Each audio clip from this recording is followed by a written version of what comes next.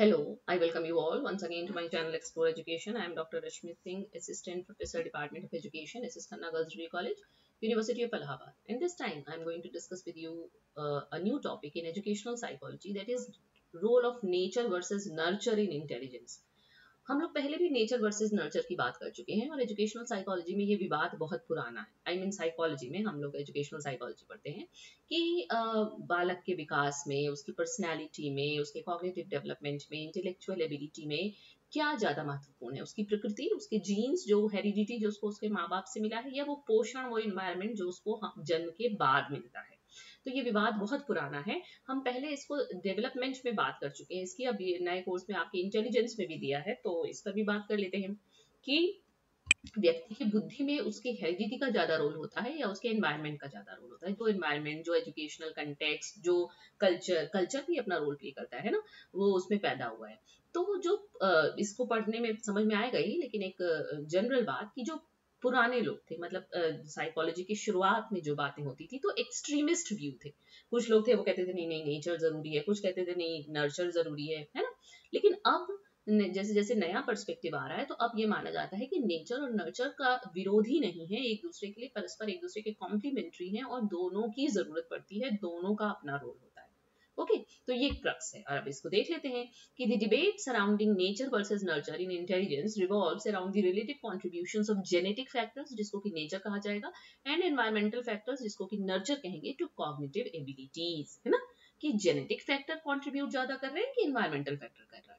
The understanding of intelligence development has shifted from a focus on either nature or nurture to recognizing their complex interconnected roles. ये जो बुद्धि के विकास की जो समझ, जैसे जैसे मनोवैज्ञानिकों ने इस पे काम किया, तो ये एक शिफ्ट आया। जो पहले माना जाता था कि जेनेटिक्स ही इंपॉर्टेंट है या एनवायरमेंट ही इंपॉर्टेंट है, से अब ये बात निकल के आई है कि ये कॉम्प्लेक्स है, इतना आसान नहीं है, और दोनों एक दूसरे पर निर्भर हैं, जुड़े हुए हैं। While genetics provides a foundational potential, the environment plays a crucial role in shaping and realizing that potential. Genetics जरूरी है, आपका फाउंडेशनल पोटेंशियल वहीं से मिलता है, लेकिन एनवायरनमेंट भी एक बड़ा क्रूशियल रोल प्ले करता है कि आप उस पोटेंशियल को कैसे यूटिलाइज कर पाते हैं। Modern interactionist perspective recognizes that nature and nurture are not separate entities, but rather interact in complex ways. जो आधुनिक इंटरेक्शनिस्ट पर्सपेक्टिव है, जो आधुनिक, वो ये मानता है कि नेचर और नर्चर अलग अलग इंटिटी नहीं है, बल्कि आपस में एक कॉम्प्लेक्स तरीके से इंटरैक्ट करके व्यक्ति की बौद्धिक विकास के लिए जिम्मेदार है। तो अगर हम इंटेलिजेंस की बात करें, तो इंटेलिजेंस इज हाईली हेरिटेबल, बहुत ज्यादा ये आनुवंशिकता पर निर्भर करता है, with about 50% of the variance in IQ attributed to genetic factors, है ना।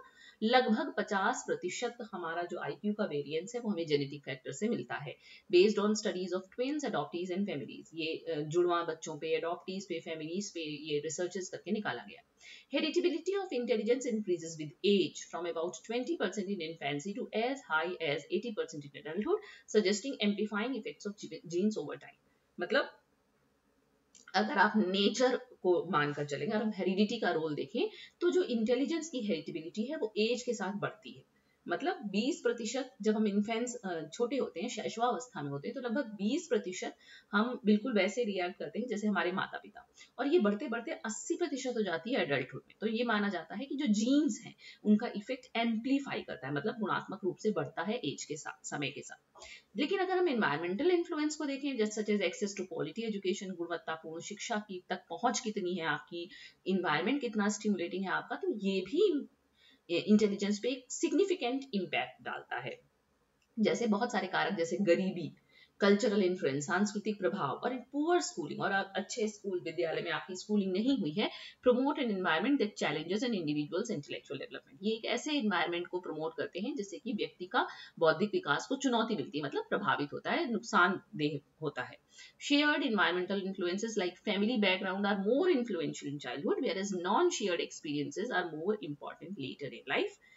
एक और बहुत इंपॉर्टेंट, अगर आपने आईक्यू पे पढ़ा है, इंटेलिजेंस के बारे में आप जानकारी रखते हैं, तो आजकल जो नए चैप्टर्स आ रहे हैं, मतलब जो नया एडिशन है, उसमें ये लिखा रहता है कि फ्लाइम ने रिसर्च की 1987 में, उन्होंने कहा कि showed that average IQ scores have increased over generations. उन्होंने पाया कि जनरेशन बाय जनरेशन, मतलब एक पीढ़ी से दूसरी पीढ़ी और उसके बाद तीसरी पीढ़ी में आईक्यू बढ़ रहा है।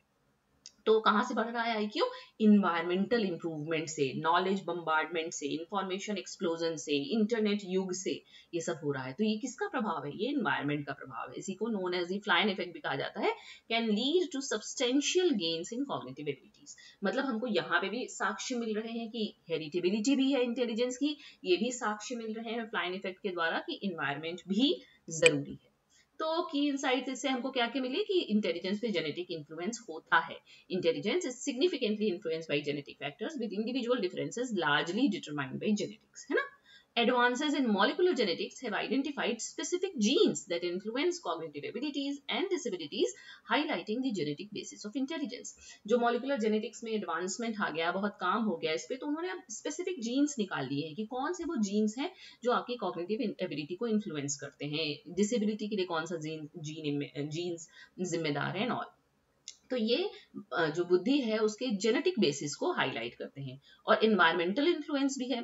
Environmental factors also play a crucial role in shaping intelligence with cultural and educational context significantly impacting cognitive development. क्योंकि आपके सांस्कृतिक, आपका शैक्षिक जो परिदृश्य होता है, वातावरण होता है, वो आपके बौद्धिक विकास को, संज्ञानात्मक विकास को प्रभावित करता है।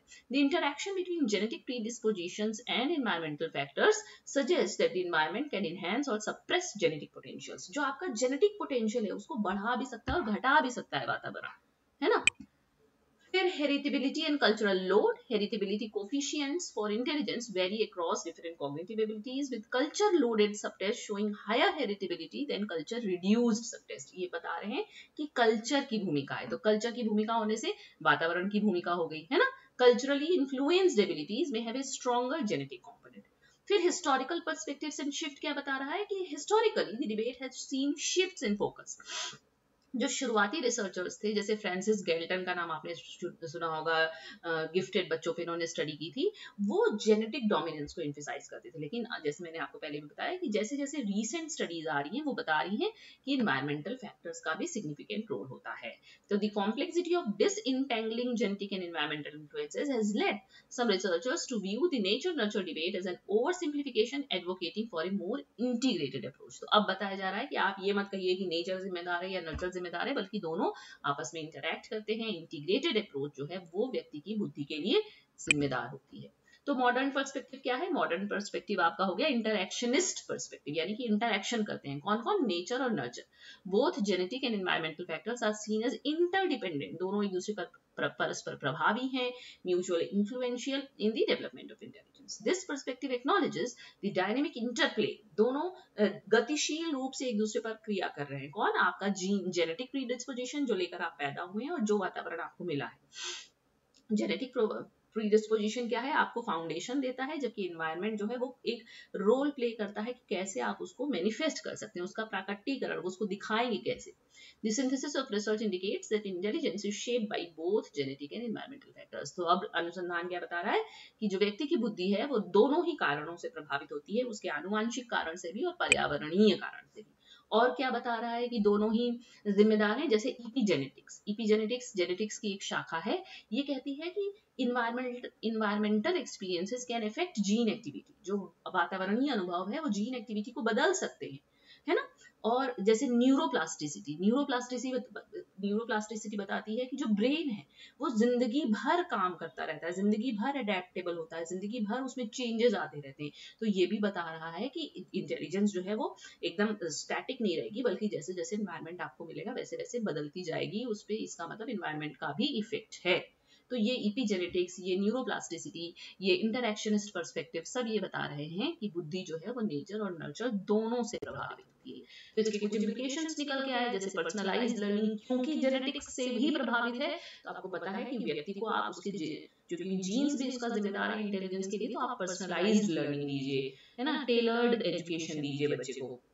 एनवायरमेंटल इंटरवेंशन, आपको पता है कि एनवायरमेंट भी उसका सप्रेस कर सकता है या पोटेंशियल को प्रमोट कर सकता है, तो आप उसको बढ़िया एनवायरमेंट दीजिए तो उसका कॉग्निटिव डेवलपमेंट बढ़िया होगा। और हमको ये पता चला कि जो इंटेलिजेंस है वो एक कॉम्प्लेक्स ट्रेट है, मल्टीफेसेटेड ट्रेट है, और इसमें जेनेटिक और एनवायरमेंटल दोनों ही फैक्टर्स कंट्रीब्यूट करते हैं। और ये इतना आसान नहीं है कि हम कहें कि सिर्फ जीन्स या सिर्फ एनवायरमेंट आपकी बुद्धि को प्रभावित करता है। तो ये रहा, तो आप कहेंगे कि नेचर नर्चर कोई डिबेट नहीं है, बल्कि दोनों आपस में इंटरडिपेंडेंट हैं, इंटर इन्फ्लुएंशियल हैं, और दोनों ही जरूरी हैं व्यक्ति की बुद्धि के लिए। ओके, सो छोटा सा टॉपिक था but interesting, you have to know about it.